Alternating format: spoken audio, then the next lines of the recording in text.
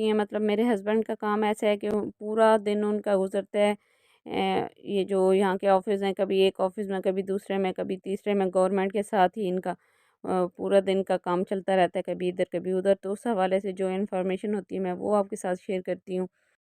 और दूसरा मेरे भाई का काम भी ऐसे ही, ये ट्रैवल एजेंसी है, तो उनका काम भी ऐसे वीज़े वगैरह लेने का और मतलब विज़िट वीज़े पे लोगों को भेजने का, टिकट विकट इधर उधर का, ये पूरा काम उनका है।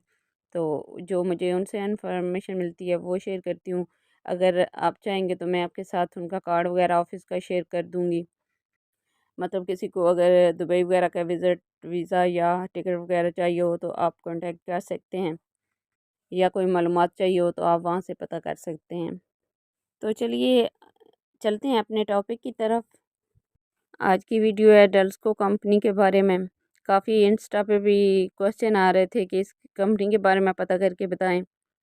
कोशिश की है कि सबके सवालों के जवाब इस वीडियो में दे दें। अगर फिर भी कोई रह जाता है तो माजरत, उसके लिए आप कमेंट्स कर सकते हैं। इंशाल्लाह आपके सवाल का जवाब तफसील से दे दिया जाएगा। ज़्यादातर भाइयों के ये सवाल थे कि हम कौन सी एजेंसी के थ्रू आ सकते हैं। तो ये इस्लामाबाद में मरी रोड पे ना अंदर की तरफ करके ना थोड़ा एक एजेंसी है, गोंदल एजेंसी के नाम से। तो वहाँ आजकल L1 और L2 के इंटरव्यू वगैरह हो रहे हैं, और वो मतलब लोगों को भेज रहे हैं इंटरव्यू लेके ना, जो इंटरव्यू पास कर लेता है, और वो तकरीबन 2,25,000 2,30,000 तक पैसे ले रहे हैं पाकिस्तान से। तो बाकी आपको अपना पासपोर्ट वगैरह और फिर जो मेडिकल करवाना होता है वहाँ पे, वो तकरीबन मेडिकल का आपका 4 से 5 हज़ार खर्चा आ जाता है। और जो आपका पासपोर्ट बनेगा वो तो आपको पता होगा कितने में बनता है, कौन सा आपने बनवाना है। अंदाज़न आपको अपनी तैयारी व्यारी भी करनी हो, कपड़े वपड़े जूते वूते इधर छोटी मोटी चीज़ें, तो आपका तकरीबन 270 तक खर्चा आराम से आ जाता है, 2,70,000 तक। यहाँ पे फिर आ जाएँ तो उनकी कंपनी में L1 L2 हैं, और जो L1 और L2 की हैं दोनों का एक ही काम है तकरीबन। ये नहीं कि आप L1 में या L2 में तो दोनों के काम अलग अलग हैं, काम दोनों का एक ही है, बस उनकी सैलरी वगैरह में थोड़ा सा डिफरेंस है।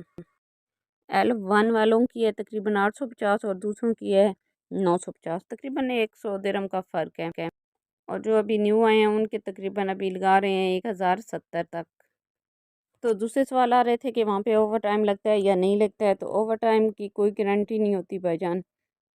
ओवर टाइम का ये है कि जब आपको वेयर हाउस वगैरह में लगाया जाएगा तब आपको पता चलेगा कि आपका ओवर टाइम लगता है या नहीं। ज़्यादातर यही होता है, 8 घंटे की ड्यूटी होती है और ज़्यादातर लोगों का ओवर टाइम नहीं लगता। और कुछ लोग बीच में ऐसे होते हैं जिनको 12 घंटे मतलब ड्यूटी मिलती है, तो उनका रोज़ाना का 3 घंटे ओवर टाइम बन जाता है। और जो है कुछ को है कभी कभी ओवर टाइम मिलता है, ज़्यादातर नहीं मिलता। क्योंकि आपको पता है कि ओवर टाइम का कहीं भी किसी भी कंपनी में आए हैं, कोई उसकी कोई गारंटी नहीं होती है। और L1 की जो है सैलरी वो तकरीबन 1,000 1100 तक बन जाती है, और जो L2 की सैलरी है वो तकरीबन 1,200 1,250 तक निकालते हैं।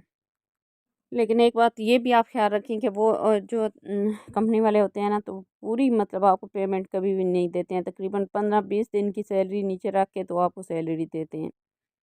दूसरी बात जो आप खर्चे की कह रहे थे, तो जब यहाँ पे आप आएंगे एयरपोर्ट पे, तो कंपनी की गाड़ी आएगी आपको रिसीव करने के लिए, और उनका एक बंदा आएगा जिसने एक बोर्ड टाइप आपके नाम का लिख के उठा रखा होगा। आपने खुद ही उसको देखना है और उसके पास आ जाना है, तो वो आपको वहाँ से रिसीव करके ले आएगा।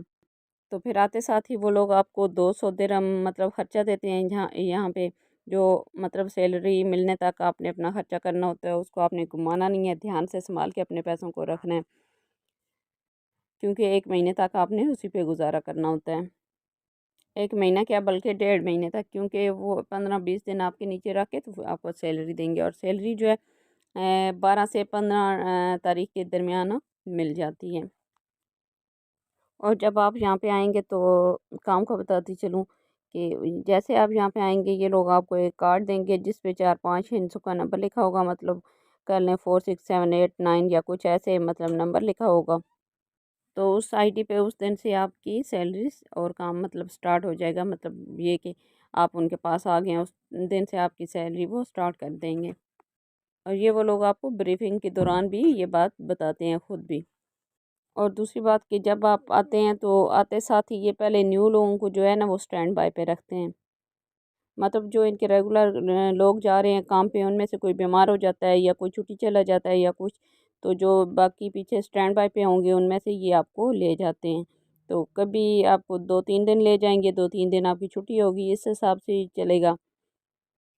फिर कभी कोई इमरजेंसी होगी तो 2-3 दिन के लिए ले जाएंगे, बाकी फिर आपको कभी कुछ बीच में छुट्टियां आ जाएंगी।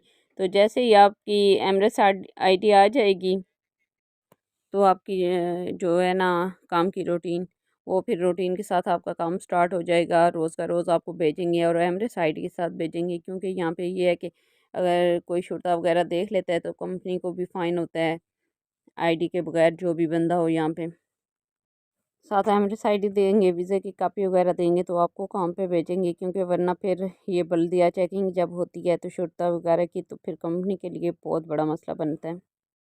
तो रहाइश के बारे में बताती चलूँ तो उनकी कंपनी रहाइश देती है और कमरों में एसी वगैरह लगे होते हैं, और ये नहीं है कि आपको पाकिस्तानियों के साथ ही रखेंगे, या आप इंडियन हैं तो आपको इंडियन के साथ रखेंगे, या बंगाली हैं तो बंगालियों के साथ रखेंगे, नहीं। वहाँ पे मिक्स होते हैं, जहाँ पे जगह होगी वहाँ पे आपको एडजस्ट करना पड़ेगा। और फिर ज़ाहिर बात है, जहाँ पे इंसान रहता है, काम वाम करता है, तो सलाम दुआ हो जाती है, दोस्ती हो जाती है बंदों से। तो फिर आप ख्याल रखें जहाँ पे आपको कोई खाली जगह मिले, मतलब आपको पता हो गया कि वहाँ पे खाली जगह हुई है, तो आप उनसे जाके चेंज करवा सकते हैं। उनके ऑफिस में जाएं, बोलें कि मुझे रूम चेंज करना है, तो वो जहाँ पे फिर जगह होगी वो आपको अपने जो कंट्री के लोग हैं उनकी तरफ आपको सेट कर देंगे। और वाईफाई आपको डाइनिंग हॉल में मिलेगा। हर फ्लोर पे डाइनिंग हॉल बना हुआ है, 3 डाइनिंग हॉल हैं उनके। और खाने का ये है कि अंदर मेस बनी हुई है, वहाँ से आपको अपना खुद ख़रीद के खाना है, तो अगर वही आप बाहर से ले लेते हैं तो बाहर से आपको सस्ता पड़ेगा खाना। तो बाहर से मतलब आप पका हुआ लेके ख़रीद के खाते हैं तो तकरीबन 300 350 आपका महीने का ख़र्चा आ जाता है खाने पीने का। तो वही अगर आप 2 बंदे मिल जाते हैं तो थोड़ा उसका कम हो जाता है, 250 तक हो जाता है। अगर 3 बंदे मिल जाते हैं तो और भी थोड़ा सस्ता पड़ जाता है, क्योंकि आपको पता है कि मिल-जुल के रहने में, खाने पीने में बरकत है। क्योंकि 2 बंदे 5 दिरहम में एक टाइम में बहुत आसानी से खाना खा सकते हैं ना, मतलब एक सालन में बहुत बड़ा पार्सल होता है वो, मतलब काफ़ी बड़ा, 2 बंदे अच्छे खासे खा सकते हैं उसमें ना खाना। तो जो अगर एक बंदा खाएगा तब भी 4-5 दिरहम आने हैं, अगर 2 मिल के खा लेंगे तो तब भी वो 4 या 5 दिरहम ही आपके लगने हैं। तो मिल-जुल के रहें आपस में। तो क्योंकि बहुत परेशानियाँ देख के लोग आते हैं यहाँ पे, जो मज़दूर तबका आता है, तो आपस में मिल-जुल के रहें, मिल-बाँट के खाएँ, तो आप अपने खर्चों को कंट्रोल कर सकते हैं। ये तो वही बात है कि अगर इंसान गुज़ारा करने पे आए तो कम में भी कर सकता है, अगर ना करने पे आए तो 6-7 हज़ार दिरहम महीने का उसमें भी नहीं कर सकता। तो दूसरी बात है कंपनी छोड़ने की, तो आपके पेपर्स में लिखा होता है कि आप 6 महीने तक कंपनी नहीं छोड़ सकते, तो 6 महीने के बाद आपको कहीं और जॉब मिलती है अच्छी तो आप चेंज कर सकते हैं, लेकिन 6 महीने आपको लाज़मी काम करना पड़ेगा। तो दूसरा, अगर आपको पका के खुद खाना है तो चूल्हा आपको मिलेगा, किचन बने हुए हैं, लेकिन बर्तन आपने अपने खुद के लेने हैं। तो वही अगर 2-3 बंदे मिल के पकाते हैं तो आपको 2-2 सौ दिरहम या 150-150 दिरहम के हिसाब से कम खर्चा पड़ जाएगा। अगर आप एक अकेले पकाते हैं तो उस हिसाब से आपको ज़्यादा खर्चा पड़ेगा। तो इसलिए आपस में मिल-जुल के रहें, मिल बाँट के खाएँ, इसी में बरकत है और इसी में बेहतरी है। तो जो बहन भाई हमारे चैनल पे न्यू हैं, प्लीज़ चैनल को ज़रूर सब्सक्राइब कर लें, ताकि जो भी न्यू वीडियो आपको टाइम पे मिलती रहे। तो इंशाल्लाह मिलेंगे एक नेक्स्ट वीडियो में, तब तक के लिए मुझे इजाज़त दें।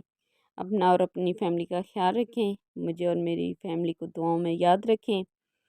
तो लेके आते हैं आपके लिए एक और न्यू मालूमात से भरपूर वीडियो। तब तक के लिए अल्लाह हाफिज़।